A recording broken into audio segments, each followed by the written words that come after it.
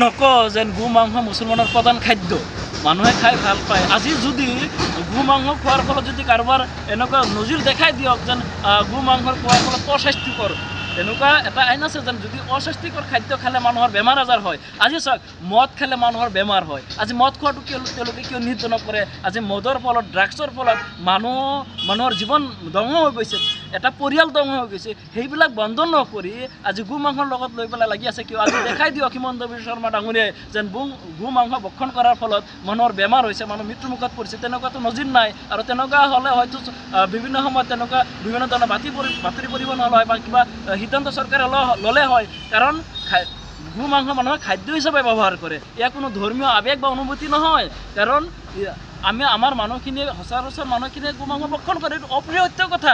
কিন্তু তেনেকুৱা নাই যেন ইছলামত গো মাংস ভক্ষণ কৰিবই লাগিব, তেনেকুৱা কোনো ধৰণৰ নিয়ম নাই। কিন্তু আমাৰ মানুহে খাই ভাল পায়, মানুহে খোৱা মোৰ প্ৰিয় খাদ্য, মই গো মাংস খাই ভাল পাওঁ। সেইবুলি কি হিমন্ত বিশ্ব শৰ্মা মোক বাধা দিব পাৰিব নেকি? মোৰ ব্যক্তিগত অধিকাৰ আছে, মোক ভাৰতীয় সংবিধানে এইখিনি অধিকাৰ দিছে, মোৰ মৌলিক অধিকাৰ হয়। গতিকে মোৰ মৌলিক অধিকাৰ খৰ্ব কৰাৰ অধিকাৰ হিমন্ত বিশ্ব শৰ্মা কোনো আইনে নিদিয়ে। আমি কোনো পধ্যে এই আইনৰ সমৰ্থন নকৰোঁ।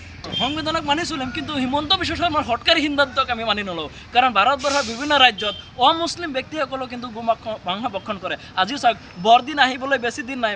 আজি 25 তাৰিখে খ্ৰীষ্টমাছ হ'ব। আজি খ্ৰীষ্টমাছৰ সময়ত এনেকুৱা হঠকাৰী এটা সিদ্ধান্ত লৈ পেলাই এই যিটো সিদ্ধান্ত লৈছে তাক আমি গৰিহণা দিছোঁ। তেখেতে কি কৰিব বিচাৰিছে? আজি হিন্দু, মুছলমান, জৈন, খ্ৰীষ্টান ইয়াৰ কোনো পধ্যে গ্ৰহণযোগ্য নাই। তেখেতৰ যদি ইমান ক্ষমতা আছে, গোটেই ভাৰতবৰ্ষক বন্ধ কৰি দিয়ক না। আপোনালোকে কিছুদিন আগত এটা আইন আনিছিলে গো সৰবৰাহ কৰি। আজি দুদিন পিছে আপোনালোকে দেখাই পাইছে গৰু আজি চাওক, গো মাংসৰ যি ব্যৱসায় যিটো আমদানি ৰপ্তানি ইণ্টাৰনেশ্যনেল মাৰ্কেটত যিটো ব্যৱসায় চলি আছে, তাত কিন্তু চাব যিসকল মালিক আছে, যেনেকৈ আল জুবাইৰ মিট, তেনেকুৱা কিছুমান যিসকল এক্সপৰ্ট ইম্পৰ্ট কৰে, সেই মালিকসকল কিন্তু সনাতন ধৰ্মী। আজি আপোনালোকে তথ্য বিচাৰি ওলাই লওক, আমাৰ তাত তথ্য আছে, সেইখিনি দৰকাৰ আমি ৰাজহুৱা কৰি দিম। কিন্তু আজি চাওক, সনাতন ধৰ্মী ব্যক্তিসকলে গো মাংস এক্সপৰ্ট ইম্পৰ্ট কৰিব পাৰে, ব্যৱসায় কৰিব পাৰে। কিন্তু তেওঁলোকে এইটো মুছলমানে খালে তেওঁলোকৰ ঘাট লাগে, আৰু তেওঁলোকে ব্যৱসায় কৰিব বুলি তেওঁলোকৰ অনুমতি প্ৰদান কিন্তু অসম চৰকাৰে কৰিছে, ভাৰত চৰকাৰে কৰিছে। আজি এক্সপৰ্ট ইম্পৰ্ট ভাৰতবৰ্ষৰ পৰা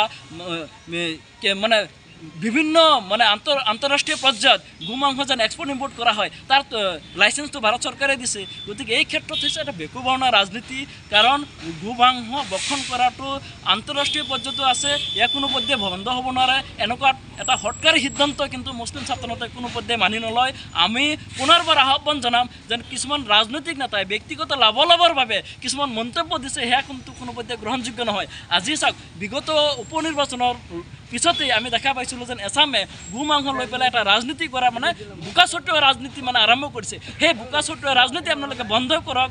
আপোনালোকৰ ইমানেই ৰাজনীতি কৰাৰ যদি ইচ্ছা আছে, আপোনালোকে অসমৰ যিবিলাক জ্বলন্ত সমস্যা আছে সেইবিলাক লৈ পেলাই মাত মাতক না। আজি ভূপেন বৰা বা ৰকিবুল হুছেইনে যদি অসমৰ বিভিন্ন সমস্যা লৈ পেলাই মাত মাতিছে, সেইবিলাক সমাধান কৰাৰ সাহস হিমন্ত বিশ্ব শৰ্মাৰ আছে নেকি? অসমৰ বিভিন্ন জাতীয় সংগঠনে কিমান আন্দোলন কৰিছে যেন অসমৰ মূল্যবৃদ্ধি হৈছে, মূল্যবৃদ্ধি আপোনালোকে হ্ৰাস কৰিব পাৰিছে নেকি? পিঁয়াজৰ মালা লৈ পেলাই বিজেপি নেত্ৰীসকলে আন্দোলন কৰিছিলে, আজি আপোনালোকে মূল্যবৃদ্ধি হ্ৰাস কৰা নাই কিয়? আজি কেন্দ্ৰত বিজেপি চৰকাৰ, ৰাজ্যত বিজেপি চৰকাৰ, সেইবিলাক কৰক না। যিবিলাক কৰিলে স্মাৰ্ট মিটাৰৰ কাৰণেতো কংগ্ৰেছেও মাত মাতিছে, অসমৰ বিভিন্ন ৰাজনৈতিক দল, অৰাজনৈতিক ছাত্ৰ সংগঠনেও মাত মাতিছে, আমিও মাতিছোঁ। আজি স্মাৰ্ট মিটাৰ লৈ পেলাই আপোনালোকে কিয় বিশেষ কেবিনেট পাতি সিদ্ধান্ত নলয়? আজি অসমৰ যি জ্বলন্ত সমস্যা, বানপানী সমস্যা, সেই বানপানী সমস্যা সমাধানত আপোনালোকে কিয় মাত নামাতে? গতিকে এইবিলাক লৈ পেলাই বোকাচটুৱা ৰাজনীতি বন্ধ কৰিব লাগে। যি বিশেষ কেবিনেটত মুখ্যমন্ত্ৰী ডাঙৰীয়াই গো মাংসৰ ওপৰত এটা সিদ্ধান্ত লৈছে, তাক আমি গৰিহণা দিছোঁ। কাৰণ কোনে কি খাব, কোনে কি পিন্ধিব, সেয়া ব্যক্তিগত কথা, এয়া অসাংবিধানিক কথা। গতিকে এয়া কোনো পধ্যে হ'ব নোৱাৰে। যিহেতু ভাৰতবৰ্ষ এখন ধৰ্ম নিৰপেক্ষ ৰাষ্ট্ৰ, বিভিন্ন জাতি জনগোষ্ঠী অসমত তথা ভাৰতবৰ্ষত বসবাস কৰে। আজি চাওক, ভাৰতীয় সংবিধানে আমাক দিছে খোৱা আৰু থকাৰ অধিকাৰ। গতিকে মুখ্যমন্ত্ৰীয়ে এটা বিশেষ সম্প্ৰদায়ক সদায় টাৰ্গেট কৰিব, ইয়াক কোনো পধ্যে গ্ৰহণযোগ্য নহয়। আৰু কেবিনেটৰ জৰিয়তে এনেকুৱা হঠকাৰী সিদ্ধান্তই অসমৰ যি কেবিনেট, ইয়াক মান সন্মান লাঘৱ কৰাৰ এটা প্ৰচেষ্টা বুলি আমি মুছলিম ছাত্ৰসন্থাক অভিহিত কৰিছোঁ। কাৰণ বিভিন্ন সময়ত হিমন্ত বিশ্ব শৰ্মাই হঠকাৰী কিছুমান সিদ্ধান্ত লৈ, আৰু যিবিলাক সিদ্ধান্তই অসম কেবিনেটক সন্মান লাঘৱ হৈছে বুলি আমি ভাবোঁ। কাৰণ আজি চাওক, কিছুদিন আগতে তেখেতে হঠকাৰী এটা সিদ্ধান্ত ল'লে যেন হাফ লিটাৰ পানীৰ বটল তেখেতে নিষিদ্ধ কৰিলে। আজিৰ তাৰিখত কি হৈছে?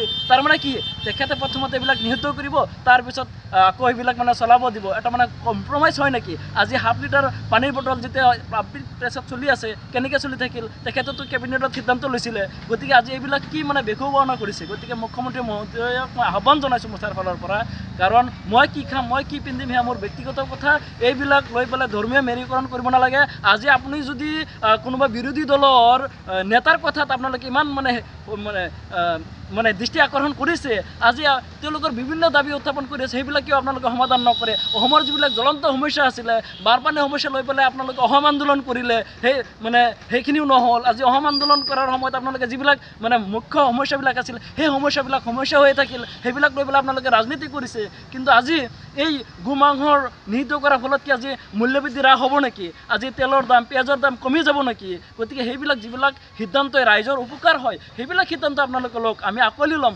কিন্তু কিছুমান হঠকাৰী সিদ্ধান্তৰ ফলত ৰাইজৰ মাজত বিভ্ৰান্ত সৃষ্টি কৰিব মানুহৰ মাজত সাম্প্ৰদায়িক মনোভাৱ এটা সৃষ্টি কৰিব সেয়া কিন্তু মুছলিম ছাত্ৰ সন্থাই কোনো পৰ্যায় গ্ৰহণ নকৰে দৰকাৰ হয় আমি জঙ্গী আন্দোলন কৰিম যিহেতু মহামান্য উচ্চতম ন্যায়ালয় গোমাংসৰ ওপৰত বিভিন্ন ধৰণৰ মতামত তেওঁলোকে দিছে আজি যিহেতু তেনেকুৱা এটা ৰায়দানো আছে কোনে কি খাব কোনে কি পিন্ধিব সেইটো মানুহৰ ব্যক্তিগত মতামত গতিকে তাক লৈ পেলাই মানে অসম কেবিনেটত সিদ্ধান্ত লোৱাটো কোনো পৰ্যায় গ্ৰহণযোগ্য নহয়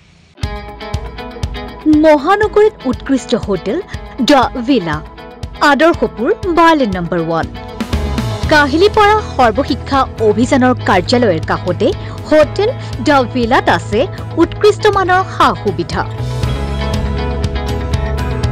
য'ত আছে আটকধুনীয়া কোঠা লগতে পাব লাক্সাৰি সুইট আৰু ডিলাক্স ৰুম তদুপৰি ৰেষ্টুৰেণ্টত পাব আপোনাৰ মন পছন্দৰ সুস্বাদু খাদ্য আৰু পাব বাৰ আৰু সুইমিং পুল দ্য ভিলাত পাব আপুনি নৈসংগিক পৰিৱেশ আৰু সুস্বাদু খাদ্যৰ সম্ভাৰ